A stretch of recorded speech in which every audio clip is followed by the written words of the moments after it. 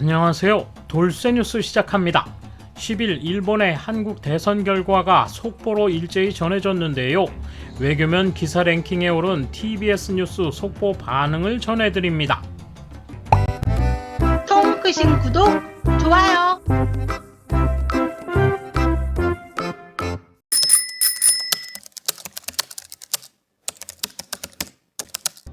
누가 당선됐느냐에 상관없이 일본은 당분간 지금과 같이 거리를 둬야 하지 않을까요? 정권 교체했다고 관계 개선 촉진 등 어리석은 정책으로 축하하며 양보를 보여봤자일 것입니다. 국내에서 무슨 일이 일어나면 곧바로 대일 강경책을 내세우는 것은 그야말로 지금까지의 역사가 증명하고 있으며 거기에 보수 혁신의 차이는 없다고 해도 좋을 것입니다. 다만 여기서 흔히 말하는 것과 같은 단교 등은 역시 현실적이지 않고 팍스 아메리카나 극동지부의 일원으로서 대북 중러에 대해 최소한의 협력은 하지 않을 수 없기 때문입니다. 우선 레이더 조사 사건의 재조사와 그 후 내부 처분과 재발 방지책을 명시해주는 것이 중요합니다. 분명히 일본의 외교와 안보 면에서 매우 큰 문제입니다. 한국 측으로부터의 사죄에 가까운 내용이 나오지 않으면 관계 개선은 있을 수 없습니다. 결국 이 씨가 당선돼도 문 씨를 답습해 멈추었을 것 같고, 그렇다고 윤 씨가 당선돼도 이만큼 표가 양분되니 초반부터 정권 기반이 약한 데다 또다시 스캔들 싸움으로 졸지에 레임덕에 가까운 상황이 벌어질 것 같다. 어느 쪽이든 한국으로서는 그리 밝은 전망을 내다볼 수 없는 선거였다고 생각한다. 개인적으로는 보수계 야당이 승리한다 하더라도 한일 관계 자세를 바꾸기 위해서는 압도적인 승리가 필요했다고 본다. 그런 의미에서는 한 번 정도 이 씨가 정권을 잡고 나서 정권 교체를 기대했다. 윤 씨도 정치적 신조를 잘 모르겠는 부분이 있고 결국 이번 대선은 정권 교체의 의미 정도밖에 없지 않았나 생각한다. 반일 일변도로 소문난 여당 후보에 비하면 약간 나을 것이다. 우크라이나 문제로 바쁜데 한국이 이상한 짓을 한다면 정말 귀찮을 것. 미국도 아마 윤 씨를 압박해 한일 관계의 복구를 기대하고 있을 것이다. 그러나 이렇게까지 접전이라 윤 씨의 집권 기반은 상당히 취약할 것이고 국내 지지 기반을 굳히기 위해 즉시 반일에 나설 가능성은 버릴 수 없다.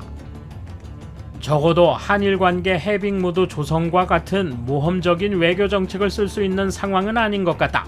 일본으로서는 큰 기대를 하지 않고 지금까지와 같이 일정한 거리를 계속 유지할 뿐이다. 지금은 한국이 서방 진영에 잔류하리라는 사실 확인만으로 충분하다. 일본으로서는 귀찮은 대통령이 됐다고 생각한다. 개인적으로는 이 씨가 대통령이 되어 한일 관계가 파탄났어야 플러스였다고 생각한다. 윤 씨는 중도적으로 일본과의 관계 개선에 나설 것이다. 결론부터 말하면 일본이 아무리 한국에 접근해도 어차피 배신당한다. 그것은 역사가 계속 증명했고 그렇게 되는 이유도 확실하다. 즉 반일이라는 것은 지지율 회복의 특효약이기 때문이다. 그러니까 처음에는 좋다고 해도 점점 지지율이 떨어지면 밖으로 적을 만들어 국민의 불안을 뒤엎을 필요가 있다. 그때 필요한 게 일본이라서 반일이 계속된다. 역사는 언제나 그 반복이기 때문에 한국이 어떻게 하든 일본은 관계를 끊는 것이다. 서로 양보해도 손해보는 것은 언제나 일본이니까. 일본 측으로부터 관계 개선의 길을 모색하는 것은 어리석은 짓이고 세계적으로도 비판을 받을 수 있다고 생각한다. 다만 전제 조건을 붙여서의 사죄 요구나 모든 문제가 일본 측에 책임이 있다는 등의 말을 하면 또 다른 이야기. 적어도 건설적인 의견을 서로 내지 않으면 관계 복원은 없다. 한편 개인적으로는 적어도 레이더 조사 문제는 사실관계를 밝히고 공표했으면 한다. 이것이 불가능한 상태로 군사적 균형 속에서 협력관계를 재구축하는 것은 있을 수 없다고 본다. 그리고 국가 간의 국제적 약속들을 휴지 조각으로 만드는 일을 어떻게 억제하고 개선시켜 나갈 것인지 정리해 나가지 않으면 결국은 같은 일의 반복이 될 것이다. 그러므로 새 정권이 어떻게 나아가고 행동할 것인지를 주의 깊게 신중하게 살필 기간은 필요하다고 생각한다. 요컨대 최소한 몇 년간은 지금의 관계를 계속하는 것이 양국 모두 바람직한 것이 아닐까 생각한다. 윤 씨가 이 씨보다 다소 나았을지 모르지만 정치 경험이 없는 이 사람의 생각은 불투명하다. 윤 씨는 셔틀 외교로 한일 관계를 개선한다고 말했지만 타협 사고방식이 어떠냐에 따라 뒤틀리는 것은 불가피하다. 경우에 따라서는 더욱 악화되지 않을까. 또 윤 씨가 아무리 열심히 해도 여소야대 전국에서 법안이 통과되지 않는 것 아닐까. 부동산 문제의 개선은 정치가를 포함해 부유층이 돈을 벌기 위한 것이라 낮추는 것은 우선 어렵고, 실업 문제는 중소기업이 일본처럼 충실하지 않기 때문에 일자리를 늘리는 것은 어려움으로 개선할 수 없을 것이다. 결론부터 말하면 북한 문제 때문에 어쩔 수 없이 가깝게 지내고 있을 뿐, 앞으로도 일본으로서는 그다지 가까워봤자 메리트가 있는 나라가 아니라 경계하지 않으면 안 될 나라 중 하나임에는 틀림없다.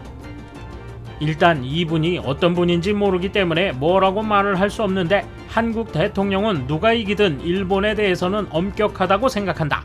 야당 후보라는 사람도 일본과 대화하고 위안부나 징용에 대해선 일괄적으로 논의한다고 한다. 그러나 지금의 대통령과 근본이 다르지 않다. 원래 대화하겠다는 말을 할 때부터 이상하다고 생각한다. 약속을 어기고 있다. 어쨌든 대통령이 결정됐다고는 하지만 일본에는 양쪽 모두 어렵다고 생각한다. 개인적으로는 어느 쪽이라도 상관없다. 확실히 윤 씨 자신은 대일 완화 정책을 하고 싶다고 말했지만, 그렇다고 해도 의회와 여론을 고려해야 하기 때문에 결코 일본에 대한 요구는 약화시키지 않을 것이다. 일본 정부로서도 한국을 처음부터 뿌리칠 수는 없다. 미국의 입장도 있기 때문에 까다로워질 것이다. 이 씨가 당선됐다면 관계는 그대로여서 어찌 보면 일본은 무시하면 되니까 편했을지 모른다. 그러나 윤 씨는 문 씨의 비리 문제를 추궁할 것이므로 문 씨의 슬픈 말로를 볼 수 있는 재미는 있을지도 모른다. 돌아가는 형국을 보자. 우선은 이 씨가 당선되지 않아서 솔직히 다행이라 생각한다. 문 씨 대통령 시절 한일 관계는 그야말로 잃어버린 5년이었다. 이 씨 당선이었다면 정책 계승으로 5년 더 갈 수 있었다고 본다. 셔틀 외교 등을 내세우고 있지만 윤 씨가 앞으로 어떤 정책을 펼칠지는 아직 확정되지 않았다. 일본 정부는 우선 제로 베이스에서 이 혼돈된 세계 정세 속에서의 한일 관계 구축에 힘써 주었으면 한다. 한국 측은 교육이 급선무다.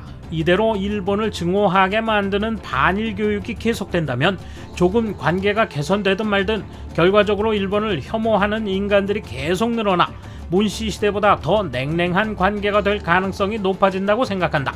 어려운 사항이긴 하지만 진정한 관계 개선이 됐으면 좋겠다. 보수계가 이겼다고는 해도 득표수는 거의 차이가 없는 것 같다.